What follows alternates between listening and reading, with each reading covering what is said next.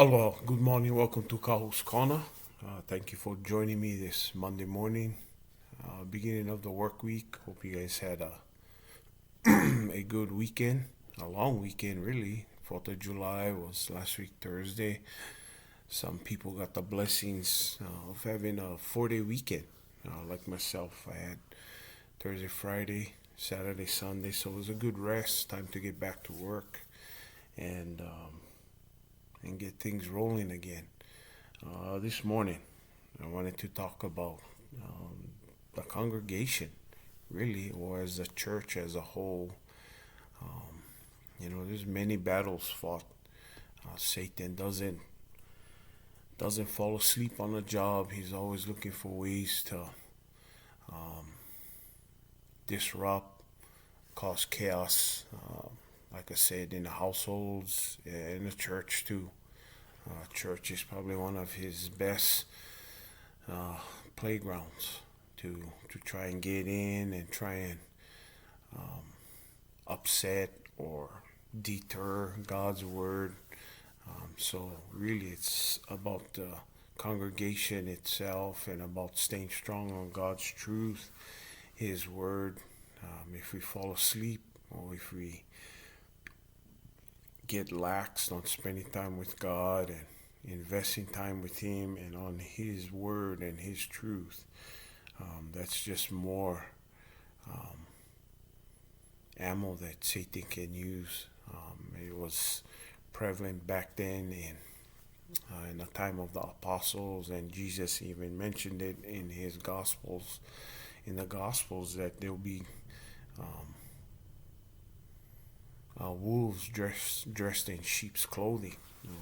And we see it in this letter from Jude, talking to the basically the believers back then, now, and in the future until Jesus comes again. But we see it more today than we did back then. I would think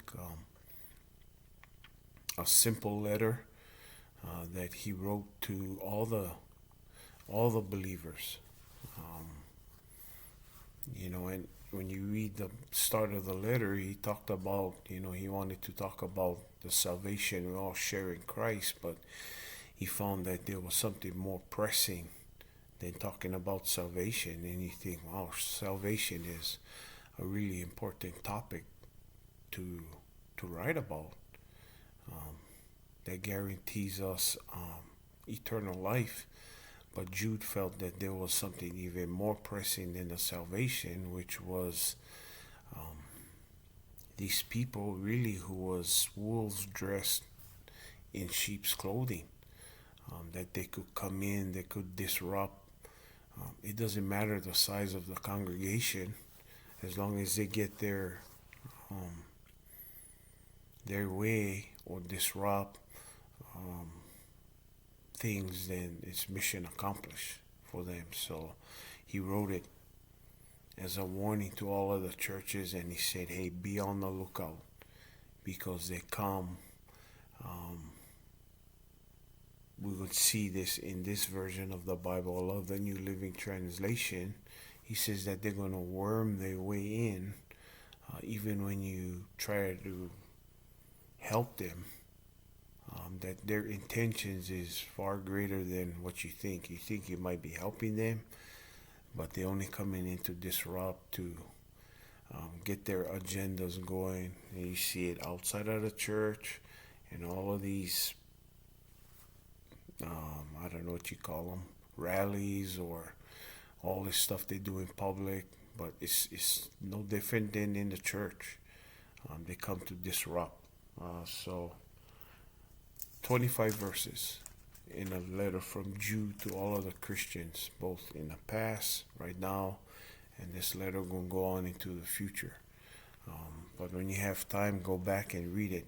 It doesn't take no more than 5 minutes to read it, but a lot of information about those people who come in and disrupt. Um,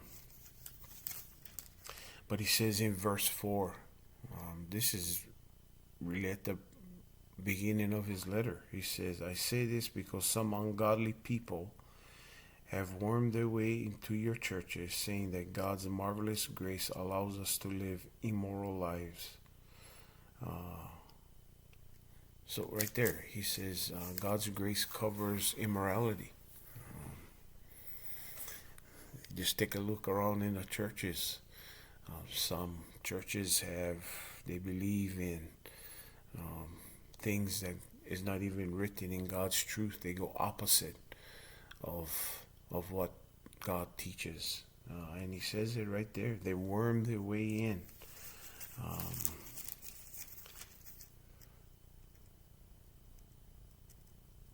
And then I just kind of go down to verse 12. He even talks about them. He says, when these people eat with you in your fellowship meals, commemorating the Lord's love, they are like dangerous reefs that can shipwreck you. They are like shameless shepherds who care only for themselves. They are like clouds blowing over the land without giving any rain. They are like trees in autumn that are undoubtedly dead, for they bear no fruit and have been pulled up by the roots. They are like wild waves of the sea, churning up the foam of their shameful deeds. They are like wandering stars, doomed forever to blackest darkness. That's some pretty heavy words when he describes people who have their own agenda. They don't care about God's word. They don't care about God's truth.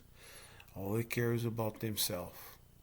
They can worm their way in, it says. They can sit with you at the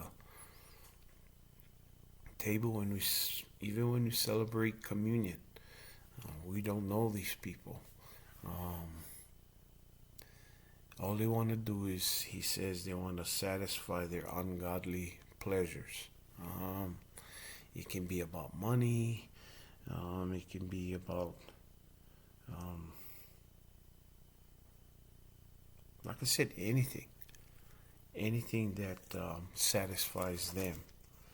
But then Jude has this word of encouragement. Even after all of that stuff, he tells the believers to stay on the lookout.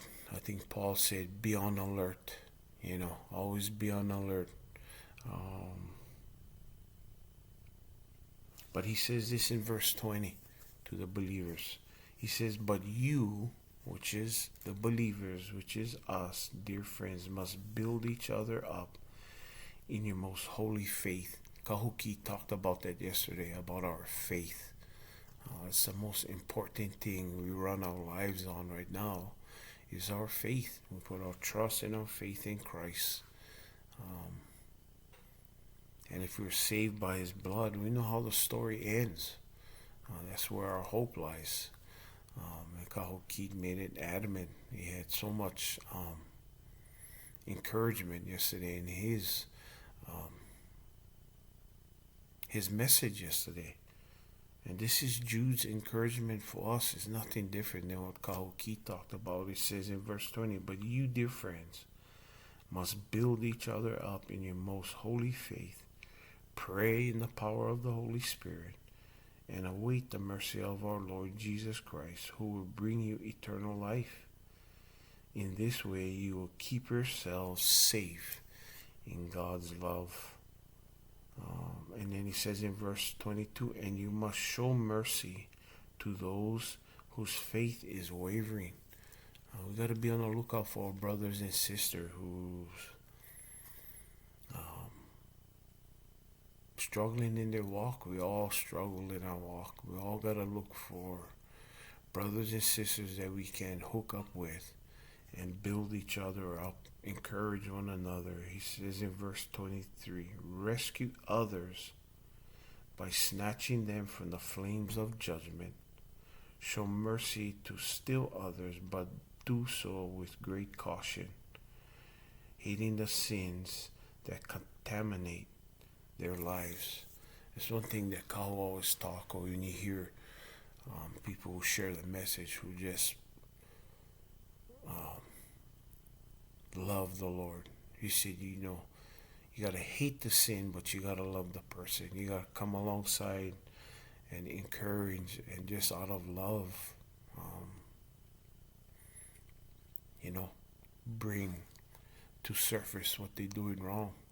I myself have been on both sides of the coin.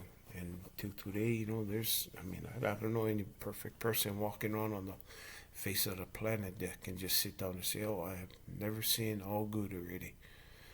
But it's a daily struggle. There's people out there that take advantage of God's love, I would say. Like these, they call them scoffers that come in and have their own agendas to just come in, disrupt, take advantage of. It can be anything. It can be the food pantry. It can be, you know, just anything. Anything that is just fits their own agenda and not living, or I would say living in a way that God wants them to live. So it's everywhere. It's here in Waimea. It's everywhere. So something that hit me this morning when I got up and tried to look at it, and Kahu Keith brought it to life yesterday on how we should rely on God and His Word, the Word of truth. So I hope as you sit in your congregations, or as you go from here to there and you hear a message, what are the main things that the message is telling you? Is it telling you God's Word, or is it leading you down a path that you know there's no eternal life to the message, there's no hope? And definitely, if the gospel, that's one telltale sign, I would say. If you're in a message and you don't hear the gospel message of Christ, then I would definitely raise a red flag on that. That is where we put our faith in the gospel truth of Jesus. So as you go, be safe, be on the lookout, help one another, encourage, build up, have a safe week. Aloha.